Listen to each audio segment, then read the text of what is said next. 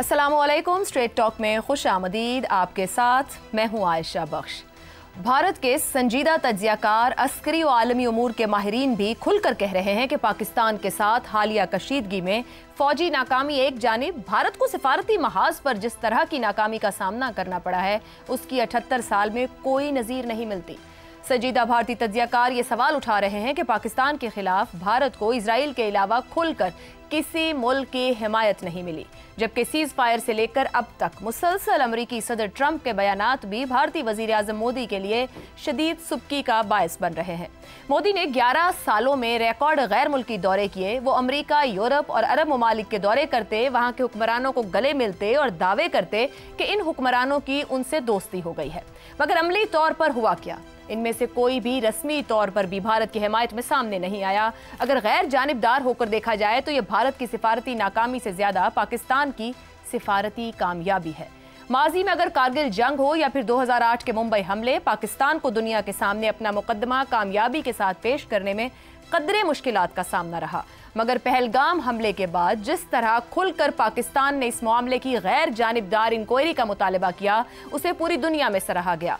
जिस तरह पाकिस्तानी हुकूमत और इसके नुमाइंदे दिन रात एक करके पूरी दुनिया को ये बावर करवाते रहे कि हमले में पहल नहीं करेंगे, मगर अगर हमला किया गया तो भरपूर जवाब देंगे। पाकिस्तान ने जो कहा वो करके दिखाया। इसमें भी दुनिया को मुस्बत तरीके से पाकिस्तान को देखा, जबकि भारत के अंदर भी बड़े सवाल उठने लगे।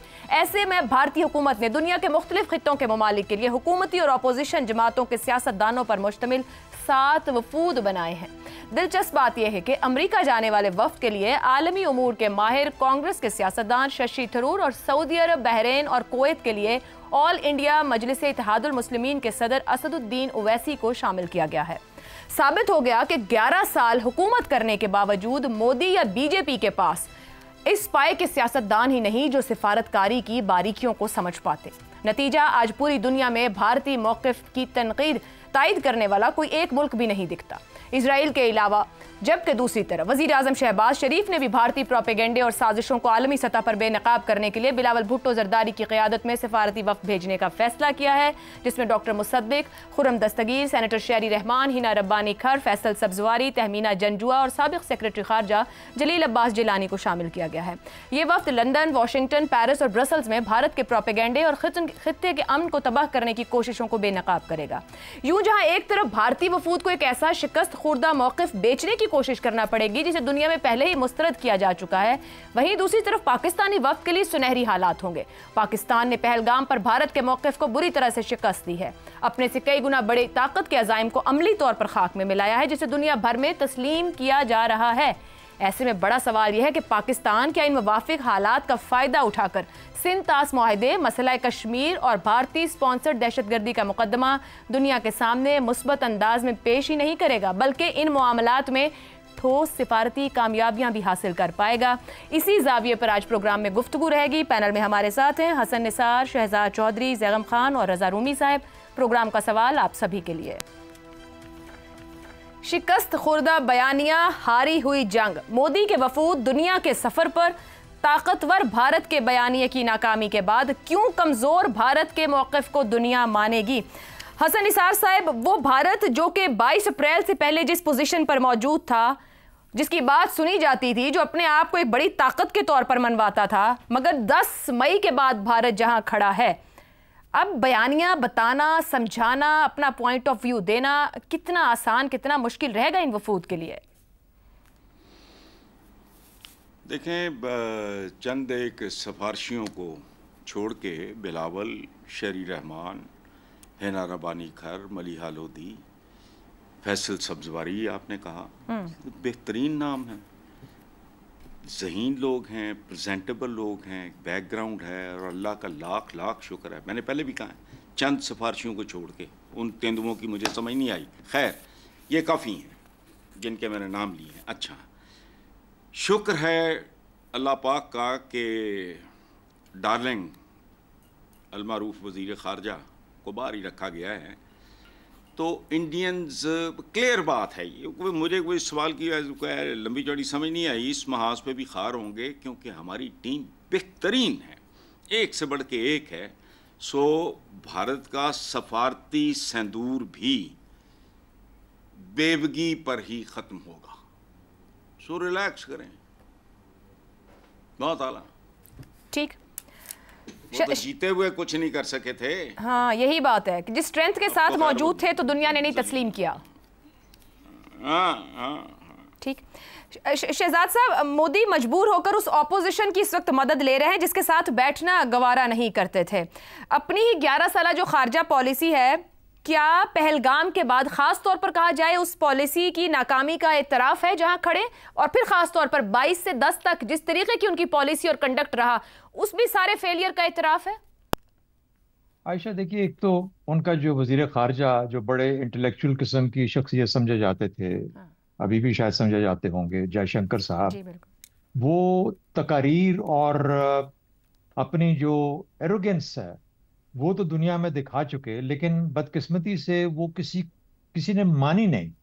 वो उनकी हैसियत उस तरीके से तय नहीं हो पाई जिस तरीके से वो चाहते थे।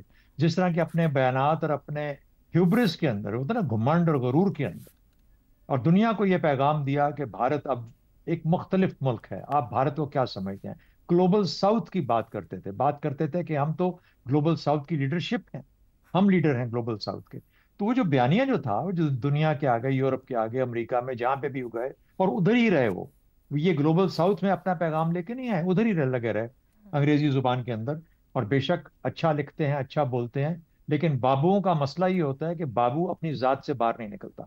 ये सबसे बड़ा मसला है। तो मुझे यूं लगता है कि सबसे पहली नाकामी तो उनको वहां पे हुई। दूसरी बात, जो जमीनी हकायक हैं और जिस तरीके से जमीनी हकायक जो सच बोलते हैं, उसके ऊपर कोई और सच सामने आ नहीं सकता।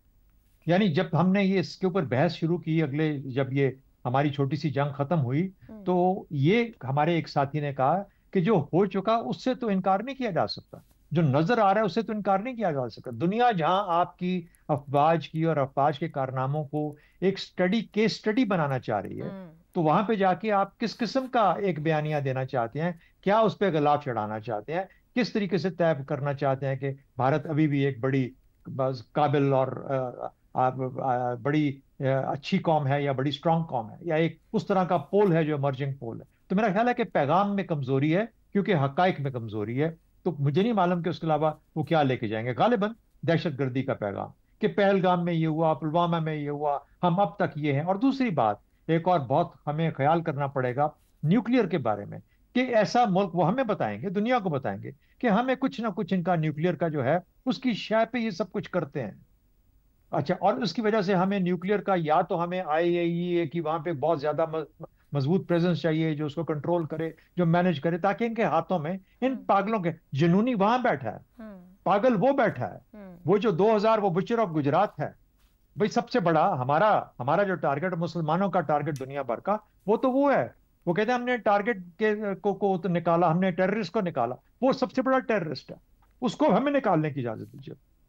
तो बहरहाल ये तो वो बातें होगी जो कि सामने हैं। मेरा ख्याल है दूसरी एक और चीज है, एक बहुत ही इंपॉर्टेंट एलिमेंट, कि पाकिस्तान जाके क्या पैगाम लेके जाएगा। ये नहीं कहेगा कि हमने यूं मारा, हमने ऐसा किया, हमने अपनी मुसलमान, पाकिस्तान अब उस तरीके से एक जनूबी एशिया की कौम नहीं। ये वक्त नहीं है इस चीज का, दुनिया देख चुकी है, दुनिया खुद ये बातें करेगी।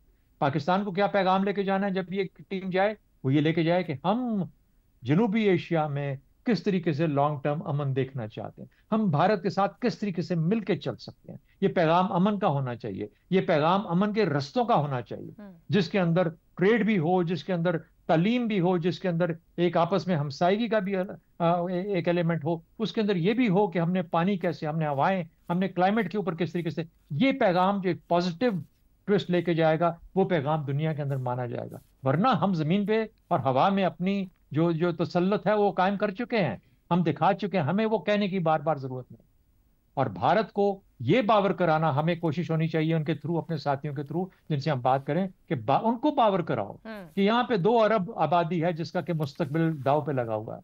पाकिस्तान की अगर कमर बैक लगाओगे दीवार के साथ, तो पाकिस्तान तो फिर कुछ भी कर सकता है। और ये हमारे न्यूक्लियर हथियार हमारे फुल स्पेक्ट्रम का हिस्सा है।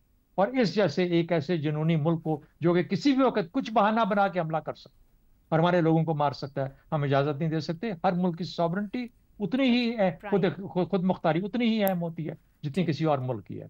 हम ये कबूल नहीं करेंगे। तो पैगाम की मोर पॉजिटिविटी ज्यादा होनी चाहिए, और इस किस्म के जो लोग जा रहे हैं उनको चाहिए कि ये जो कहानी हो चुकी उसको दोहराने की जरूरत नहीं है, वो दुनिया को फ्यूचर की पता बात है करें, कि ठीक हो हमने गया। फ्यूचर की और साथ पॉजिटिव लेके चले, ताकि वो भी उसको फिर उठा के उनके पास आगे भारत के पास लेके जाएं और उनको ये इस लाइन पे लेके आए। दुरुस्त हो गया। ज़ैगम साहब, पाकिस्तान ने जिस तरह कंडक्ट किया 22 से 10 तक के दरमियान, मैच्योर, रिस्ट्रेन्ड और कैलकुलेटेड मूव्स नजर आती हैं। वहीं भारत ने जिस तरह से बिहेव किया है उसके ऊपर अब दुनिया लिख रही है, हमें कहने की जरूरत नहीं है, खुद भारत के अंदर से बात हो रही है। जो वफूद भेजे जा रहे हैं, ये शशि थरूर जो जिस वफ्त को लेके चल रहे हैं, लीड कर रहे हैं, उसके ऊपर बहुत ज्यादा अहमियत दी जा रही है। कांग्रेस से ताल्लुक है, खुद उनकी जमात के अंदर उनके मसाइल भी चल रहे हैं, तनाजे हैं, पार्टी की मर्जी के भी बगैर जा रहे हैं।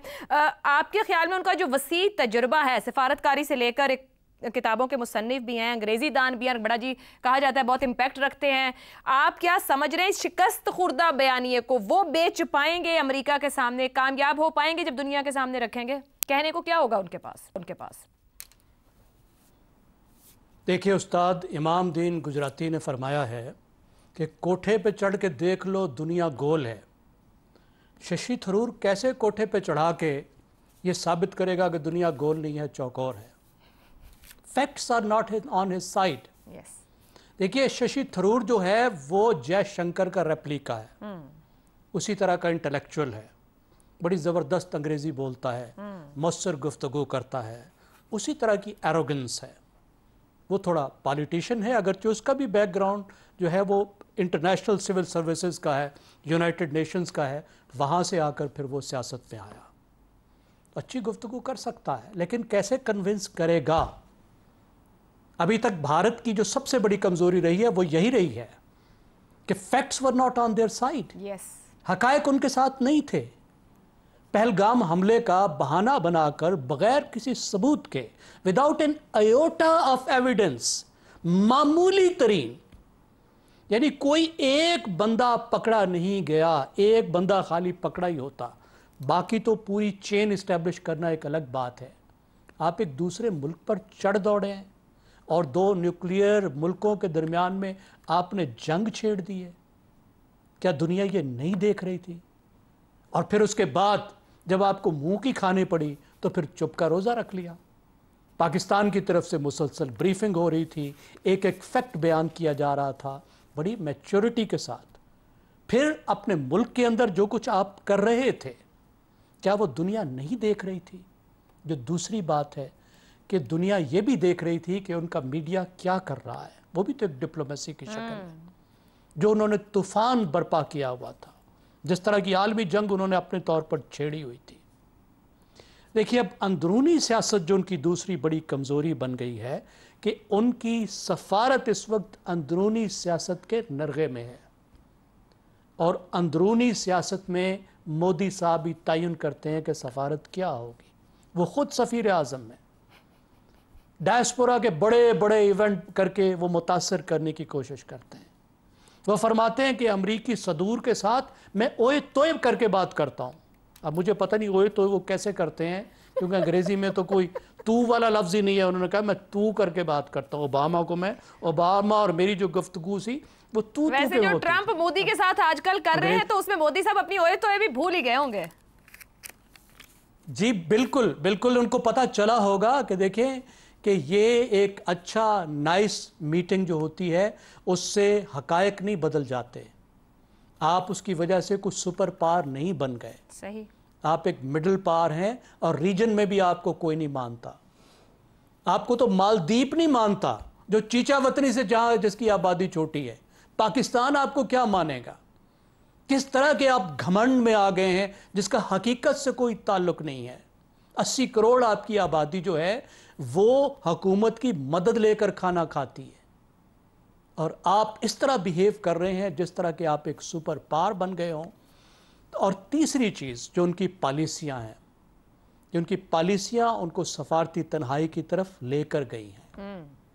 भारत एक तरफ तो नॉर्थ से कट गया है, क्योंकि वो समझने लग गया कि मैं तो अब दुनिया की बड़ी इकानमी बन गया हूँ, अब मेरा रुतबा जो है वो तो नॉर्थ वालों के साथ है, मैं साउथ वालों को क्यों घास डालूं। तो उन्होंने एलियनेट किया। अलायंस बिल्डिंग जो उसकी बहुत बड़ी स्ट्रेंथ हुआ करती थी, सही, जो नेहरू के दौर से शुरू हुई, अलायंस बिल्डिंग उनकी ख़त्म हो गई। तो बदमाशियां हर तरफ कुछ आप कह रहे हैं, फिर ये करने क्या एक नया लॉलीपॉप दिया है मोदी ने अपने अवाम को?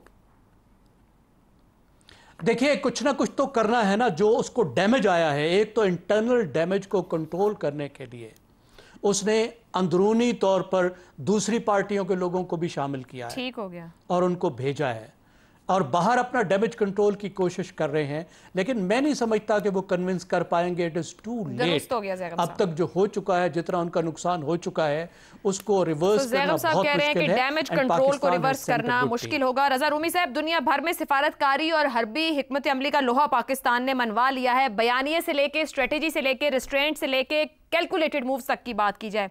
अब बिलावल भुट्टो जरदारी की जेर क़यादत यहाँ से हुकूमत पाकिस्तान भी अपना मुकदमा भेज रही है। सिंध तास मुआहिदा है, मसला कश्मीर है, फिर भारत की तरफ से जो दहशत गर्दी के मामलात हैं। इससे बेहतर और सुनहरी मौका हो सकता है? पाकिस्तान का क्या तरीक़ाकार होना चाहिए कि इस वक्त भारत एक वीक फुटिंग पर है, हम स्ट्रांग फुटिंग पर हैं, कि आप कुछ सॉलिड इससे निकाल पाएं? आयशा, ये जो अभी आपने इसके ऊपर बात भी की और जो नाम गिनवाए हैं इस डेलीगेशन के, बहुत बेहतरीन नाम है, मंझे हुए तजर्बाकार लोग हैं। और इस वक्त जो ज़रूरत भी है पाकिस्तान का जो मौक़िफ़ है इस पूरे मामले के ऊपर, वो अगरचे कि ये बात दुरुस्त है कि दुनिया ने बहुत हद तक उसको तस्लीम भी किया है और भारत का उस तरह से साथ नहीं दिया जैसे कि माजी में ये दहशत गर्दी के मसले के ऊपर दिया जाता रहा है। लेकिन उसके बावजूद चंद एक अमूर ऐसे हैं कि जहाँ पर हमें दुनिया को ये बावर करवाने की ज़रूरत है कि ये मसला दरअसल सिर्फ दहशत गर्दी नहीं, बल्कि ये एक लॉन्ग स्टैंडिंग जो इशू है पाकिस्तान और हिंदुस्तान के दरमियान, वो कश्मीर का जो मामला है, बल्कि कश्मीरी जो अवाम है दोनों साइड पर बॉर्डर के, ये उनकी साथ किया हुआ एक वादा है जिसके ऊपर पाकिस्तान पिछले 75-76 सालों से कायम है। और वो जब तक इसके रूट कॉज का जिक्र नहीं होगा उस वक्त तक ये बात आगे लोग शायद उसको ना तवज्जो दे। अभी तो देखिए उन्होंने ये बात कर दी ना कि उन्होंने कहा कि इंडिया जो है वो अग्रेसिव बिहेवियर कर रहा है, आलमी कवानीन की खिलाफ वर्जी कर रहा है, बॉर्डर क्रॉस करके जो स्ट्राइक्स करना भी है वो अक़वाम मुत्तहिदा के चार्टर की खिलाफ वर्जी है। इसलिए दुनिया ने भारत का साथ उस पूरे अमल में नहीं दिया। मगर फिर ये हमें नहीं भूलना चाहिए कि माशी मफादात जो हैं दुनिया के, वो भी मुंसलिक हैं, ख़ुसूसन बहुत से मगरबी ममालिक और उनमें जो कंपनीज हैं उनके मफादात इस वक्त भारत की मईशत से मुंसलिक हैं, जुड़े हुए हैं। इसलिए हमें ज़्यादा इसके ऊपर जो है काम करना होगा। और वो ये जो हालिया हमारी जीत हुई है उसके ऊपर सिर्फ इन्हिसार नहीं करना होगा। देखिए असल जीत जो है वो भी सिफारती और आलमी मैदान में बाकी है।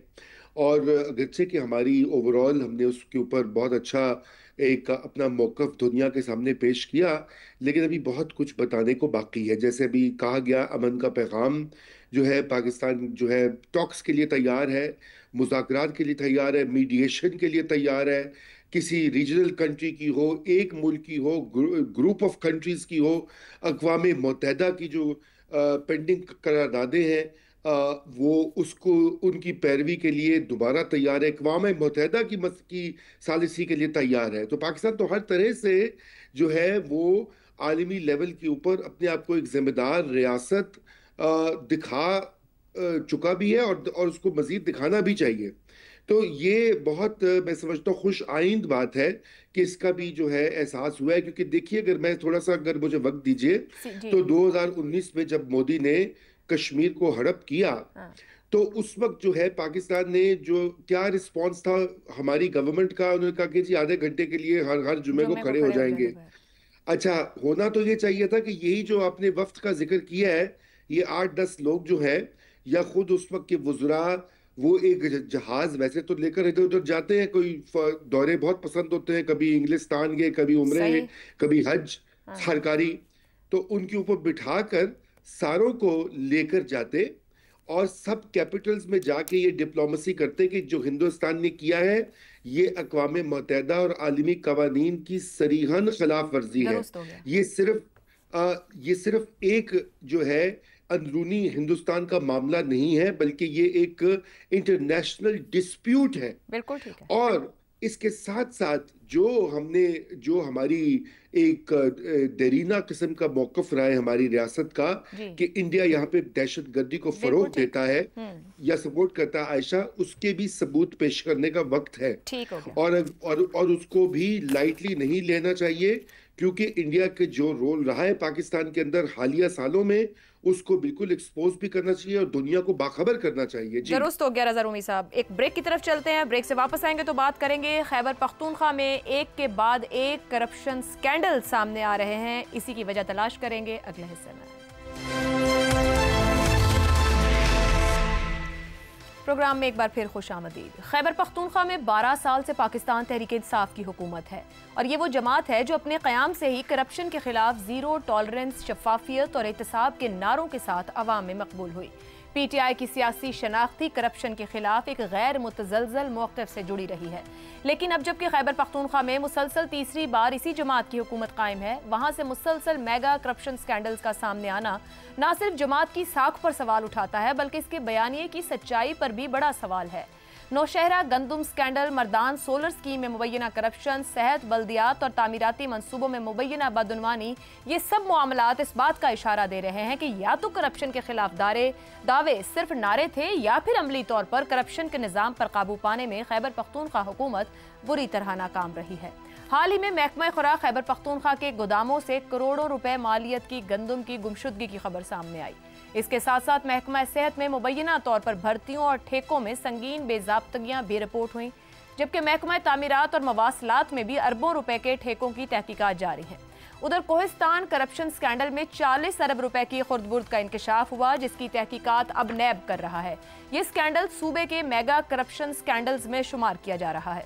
नैब ज़राए के मुताबिक स्कैंडल में सियासी शख्सियात, आला अफसरान और ज़िले एहलकारों के मुलव्विस होने का पता चला है। गुज़िश्ता रोज़ एक और माली करप्शन का स्कैंडल भी सामने आया है।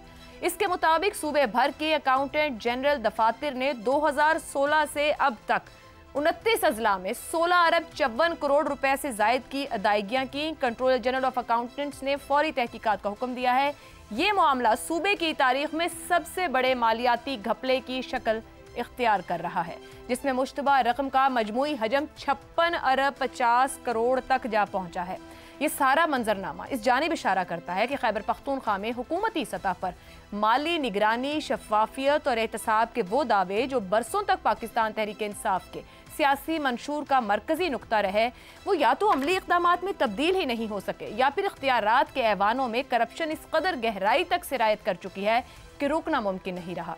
सवाल यह है कि क्या इन तमाम स्कैंडल्स में मुलव्विस अफराद के खिलाफ मौसर कार्रवाई होगी और क्या इन स्कैंडल्स की आज़ादाना, शफाफ और गैर सियासी बुनियादों पर तहकीकात मुमकिन बनाई जा सकेंगी, या ये केसेस भी महज खबरों की जीनत बनकर फाइलों में दफन हो जाएंगे। इसी पर पैनल के सामने सवाल रखेंगे। करप्शन के खिलाफ जीरो टॉलरेंस का नारा मगर कारकर्दगी सिफर। 40 अरब के कोहिस्तान स्कैंडल के बाद 56 अरब का एक और करप्शन स्कैंडल। खैबर पख्तूनख्वा हुकूमत की इंतजामी नाकामी या खुद करप्शन में सहूलतकार? ज़ैगम साहिब। देखिए, एक चीज़ होती है करप्शन और एक चीज़ होती है करप्शन का नैरेटिव। PTI के पास करप्शन का अजीम व शान नैरेटिव है, लेकिन करप्शन के ख़िलाफ़ करने को कुछ नहीं है। किसी तरीके से वो दूसरी जमातों से मुख्तलिफ नहीं है। और खैबर पख्तूनख्वा जो है इस वक्त बहुत ही एक करप्ट सूबा है।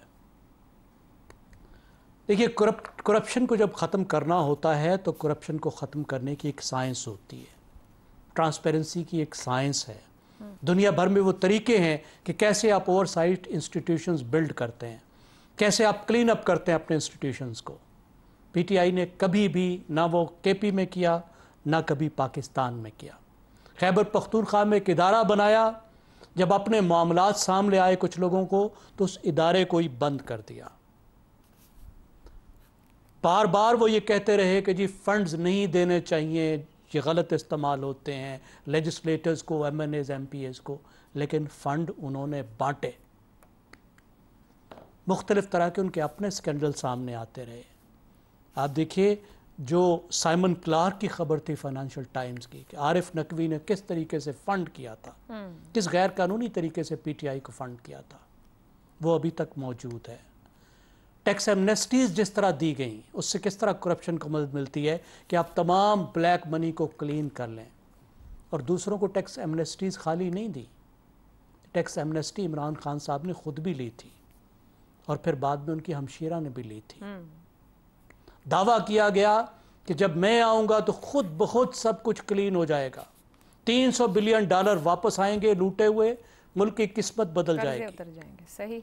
वो एक उनके शर्लक होम्स हुआ करते थे, शहजाद साहब जी शहजाद अकबर साहब, वो गए थे बाहर उससे पैसे वापस लाने और जुर्माने भर भर के वापस आए। ठीक हो गया। उल्टा मिलियंस ऑफ डॉलर्स के दूसरों को जुर्माने दिए। मेरे ख्याल में बहुत तकलीफ की बात है, दुख की बात है। एक जमात जिसने अपनी पूरी सियासत करप्शन के खिलाफ जिद्दोजहद के पिलर पर खड़ी की थी और वहीं करोड़ों लोग आज जहां भी इस बाकी बात लोग पे खड़े एतबार हैं। करते हैं। ठीक हो गया जैगम साहब। लेकिन देने को कुछ भी नहीं है। पाकिस्तान को ट्रांसपेरेंसी, क्लीनलीनेस देने के लिए उसके पास कुछ नहीं है। उसके खाते में भी स्कैंडल्स ही हैं। हसन निसार साहब, जो जैगम साहब कह रहे हैं दुख की बात है, वो जमात जिसका बयानिया ही करप्शन के खिलाफ था और शनाख्त और पहचान बनी, आपके ख्याल में इससे निकल पाएंगे? शफाफ तहकीकात होंगी? तमाम मामलात हस्बे रवायत फाइलों में दब जाएंगे? पहली बात तो ये है कि आपके पिछले सवाल के हवाले से मैं एक जुमला अर्ज करना चाहूँगा कि शहजाद साहब ने जो बात की है, इनको चाहिए उनसे मिलके करें जो जा रहे हैं। वो बहुत विजडम है उसमें। ये वहाँ जाके ना ये अपना को चैम्पियन बनने की कोशिश ना करें। जो उन्होंने बातें की हैं ना, उस पर फोकस होना चाहिए। दे शुड बी हम्बल, और ये कोई तुम तरह की नहीं। खैर, अब चलते हैं आगे। अच्छा, वाई जस्ट ये लतीफ़ा ही है भाई, जवाब नहीं आपका भी। ये पता नहीं क्या किधर करप्शन, जीरो टॉलरेंस, तो फलाना ये फलाना जगह हो गया। वो बात सुनो, पाकिस्तान की बुनियाद रखी गई है जाली क्लेमों और जाली जातों पे। जिसका दिल करे मेरे साथ बात, जाली जातें और जाली क्लेम। एक बात मुझे इसका ज़ाती तौर पे बहुत पता है, चूँकि हमने 3 शहरों से माइग्रेट किया था। तो जो कोई सैयद बने हैं, कोई राणा बने हैं, कोई पट्टी बने हैं, कोई लोधी बने हैं। खैर, इस मुल्क की ये छोड़ दो केड़ा सूबा साबा, फजूल बात है। इस मुल्क की असल मईशत है ही करप्शन। अगर एक साबिक वजीर आज़म जो 3 बार रहा, सरेआम मीडिया के सामने ये कहता है कि अगर मेरे असासे मेरी आमदनी से ज्यादा है तो किसी को क्या। पर अगर एक वजीर आज़म ये कहता है मैं आऊंगा तो खुद ब खुद करप्शन खत्म हो जाएगी मुल्क से, मेरा नाम ही काफी है। आगे हुजूर का सुन लें पहले, आगे हुजूर का फरमान है। जी फरमाइए। कि जैसी कौम हो वैसे ही हुक्मरान उन पे मुसल्लत कर दिए जाते हैं। ये मुल्क की असल मईशत है। आपने तो पीटीआई के लीडर को जीरो कर दिया। डंडे का फर्क है। ठीक हो गया। सुने ना, वो उसको छोड़ें, सारे जीरो हैं। डंडी और डंडे, ये मईशत है चोंच और जबड़ा, रेड़ी वाले से लेके एट द हाईएस्ट लेवल। खुराक में मिलावट, कम तोलना, झूठ बोलना, दवाएं 2 नंबर, दानिश्वरी, दुकानदारी, इम्तिहानी मराकज से लेके थाने तक नीलाम होते हैं। तो उधर आप लेके बैठ गए हो एक सूबा फलाना, कौन है? तो करो सर्वे, इनकी आमदनियां, इनके औकातें पता करो, इनकी ठीक है, इनके खानदानों का पस मंजर पता करो, फिर उनके साथ असासे रखो और उनको फांसियां दो। दुरुस्त। एक उठा के मिसाल, रोज कहानियां हैं भाई। बिल्कुल ठीक कह रहे हैं, हर जगह की कहानी। दुरुस्त। हाँ दुरुस्त है जी। एक ब्रेक लेते हैं, गुफ्तगू आगे बढ़ाएंगे। प्रोग्राम के आखिरी हिस्से में एक बार फिर खुशामदी। शहजाद साहब, इससे पहले हमने देखा चंद हफ्ते पहले 40 अरब का जो कोहिस्तान स्कैंडल आया था, अब ये 56 अरब का एक और बहुत बड़ा करप्शन स्कैंडल है और पूरी की पूरी इंतजामिया इसकी केपी असेंबली में भी गूंज रही। आपको क्या नजर आता है, इदारा जाती निगरानी और शफाफ निज़ाम हुकूमत कायम करने में केपी हुकूमत बुरी तरह नाकाम रही? तसलसल है हुकूमतों का मौजूद और फिर दावा था एक बयानिए का कि करप्शन नहीं होगी जहां वो हैं। आयशा बिल्कुल ठीक कह रही हैं आप। देखिए, लेकिन मुझे कुछ और मसला आज पड़ा हुआ है जी। आज जैगम साहब बन गए हैं अहमद शाह अब्दाली और मेरा नाम भी शहजाद है और मेरा ताल्लुक भी गुजरात से। अब मैं अपने आप को उनके हमलों से बचाऊं या मैं हसन निसार साहब की बात को फॉलो करूं जिन्होंने कहा कि जाके किसी के साथ बात। तो ठीक कहा उन्होंने। वो ठीक कहा, लेकिन ये है कि वो अहमद शाह अब्दाली साहब से भी तो मेरी कोई जान छुड़ा है ना। वो डायरेक्ट आज वो डायरेक्टली मुझ पे हमले पे आए हुए हैं, लेकिन वो ये है कि बात क्या करें, अब नाम भी यही है और तल्लक भी ऐसी जगह से। देखिए आयशा, बात ये है कि असल में करप्शन लैक ऑफ गवर्नेंस से आती है ना। गवर्नेंस की समझ किसी को है, बिल्कुल सही। नालायकी जो है, नालायकी सबसे बड़ी वजह नाकामी की नालायकी हुआ करती है। अगर आप नालायक हैं तो आप नाकाम हो जाएंगे। अब मुझे ये बताइए कि किसी भी असेंबली के मेंबर को ले लें, अभी जंग हुई, ऑलमोस्ट 4-5 दिन की, 6 दिन की टेंशन रही, कोई तकरीर मुझे ऐसी बता दें जो सिवाय जज्बात के, सिवाय रेट्रिक के हमारी हमारी पार्लियामेंट में की गई हो। किसी सूबे में चले जाएं, आज आप खैबर पख्तूनख्वा की बात कर रहे हो, बलूचिस्तान को ले लो, हम रोते क्या रहे हैं? गवर्नेंस के ना होने की वजह से वहां पर जो लोग हैं, वहां के मकामी लोग, उनसे नाला हो गए, नाला होने के बाद उन्हें हथियार उठा, ये कहानी है ना जो चल रही है, नैरेटिव, और बड़ी हकीकत में मबनी। उसके बाद आप सिंध में चले जाएं, क्योंकि सिंध और पंजाब इससे बिल्कुल मुबर्रा हैं इन चीजों से। हमने तो कभी फोकस ही नहीं किया।